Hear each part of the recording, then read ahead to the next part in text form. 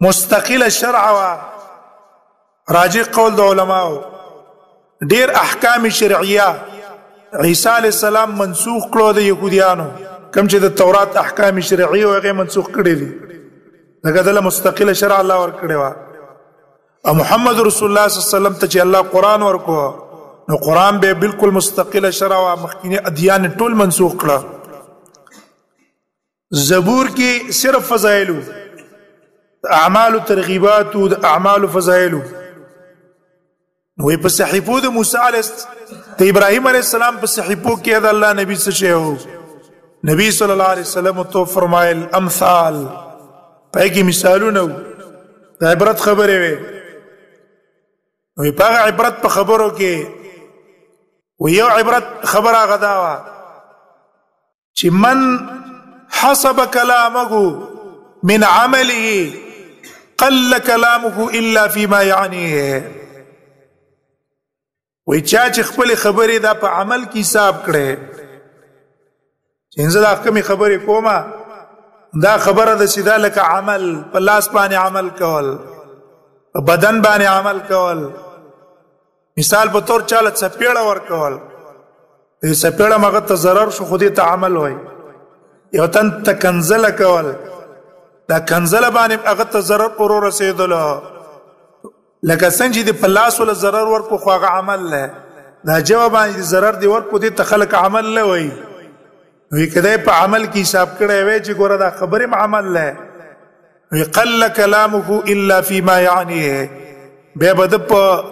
به پیدو خبره بیان کوله هغه خبره به کوله چې کم د لپاره په کار راځي لا یعنی نه به ځان ساتلو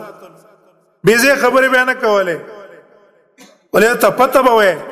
چې الله دا موږ باندې حسابي لکه موږ تاسو اکثر داسې اعمال چې ظاهر کې موږ ته ګناه ښکاري ځان ته ساتو لیکن د جبه پروا سره ساتونه دا جبه زموږ په څه کې استعمالېږي په چا پس استعمالېږي په کم خبرو کې استعمالېږي په دې باندې الله خپکی ک الله په خوشالېږي دې سره پروا ساتونه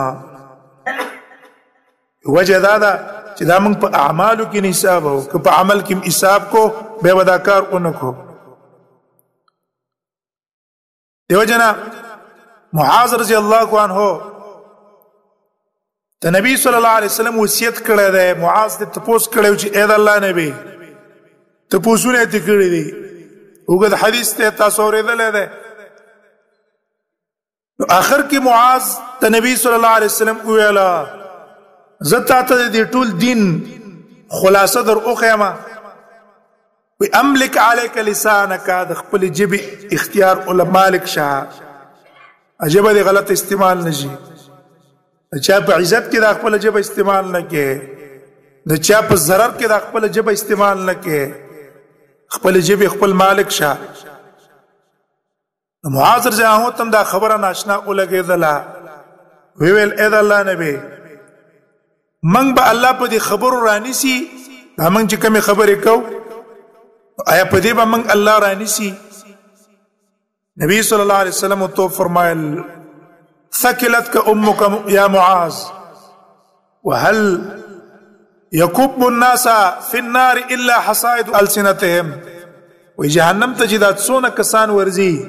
دا هغه کسان ورزي چې د جبري بلی دي جبه غلط استعمال کړي په دې جواب باندې غلط الفاظ راستري دي غلطي خبرې راستري دي دا هغه په وجه باندې جهنم ته ورغلي دي یو ځل د جبه حفاظت ازمن استاد د پاره شریعت اهتمام دې موږ ته ویلای چې یا به د خیر خبره کوي یا به چپ کې یو حدیث کې راځي رسول الله صلی الله علیه وسلم فرمایي وان الرجل لا يتكلم بالكلمه یو انسان به دسی یو خبره کوي چې هغه به د الله د رضا خبره وي تاسو یو خبره به وکړي چې الله په خوشاله شي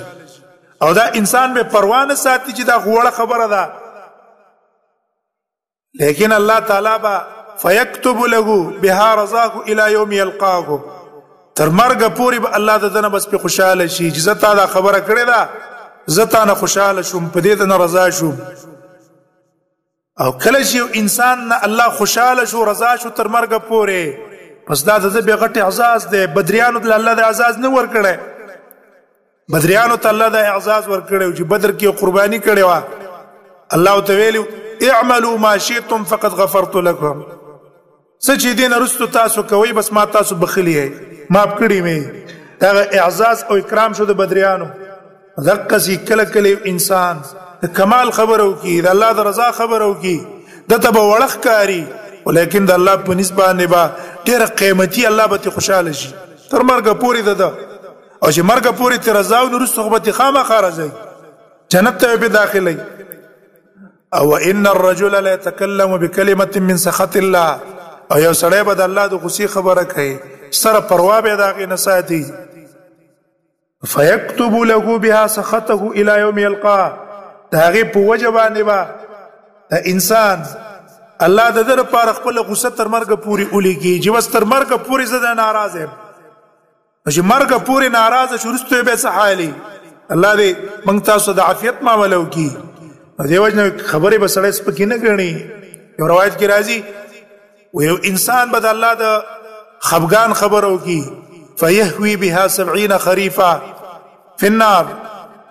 و په جهنم کې به اویا کاله مزل مزکی د غرزیدو دون او چت زینه به الله رو غرزي چې اویا کاله په پاغي کې مزل کې لاندې اختبار ورسیږي. یو خبري په وجبانه دیو جن خبرو موږ تاسو څخه اهتمام وکړو، اوس خپل سوچ وکړو. زمونږ تاسو مجلسونو کې دا خبرې زمونږ تاسو کوم ځای کې استعمالېږي، او اکثر زمونږ تاسو دا جیب استعمالېږي د مسلمانانو په عزتونو کې. تجربه وکړئ چرته په مجلس کې کمنګ د یو صفت هم شروع کو په بل به تنقید کوو، یو به صفت کو دا غبل به غیبت کو دا غب تنقید به کو دا غ عزت به واخلو، غریب به خبرم نه. او اکثر به په تنقیداتو کې هغه شي نه پسې موږ وایو چې به خبرم نه، نه به تا خبري نه به هغه کار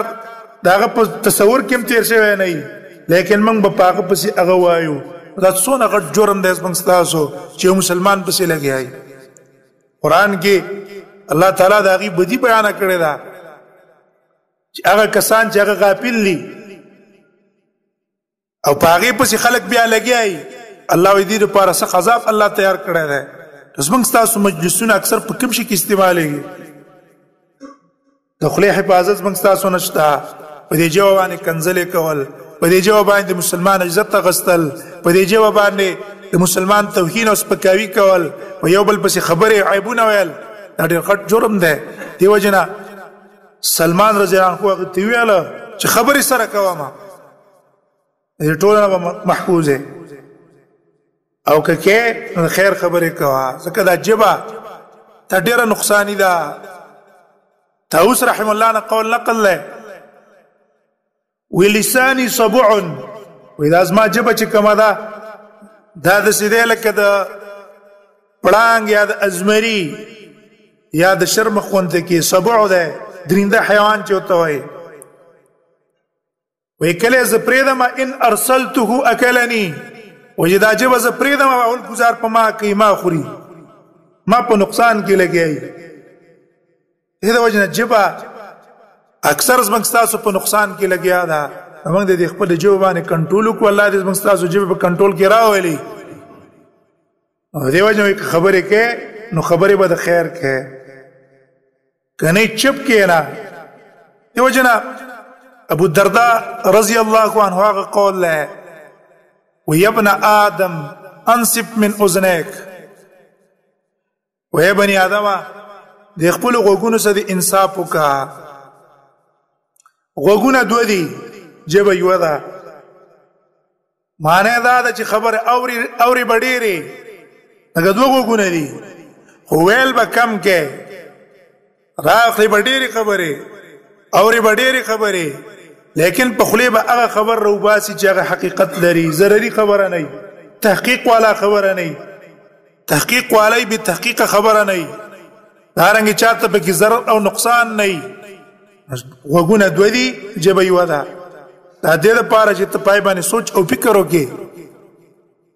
نو د جبه حفاظت دا ډېر سخت ضروری ده، لیکن عام په ماحول کې زمونږ تاسو جبه غلط استعماليږي د هر یو تن هر یو تن غلط استعمالي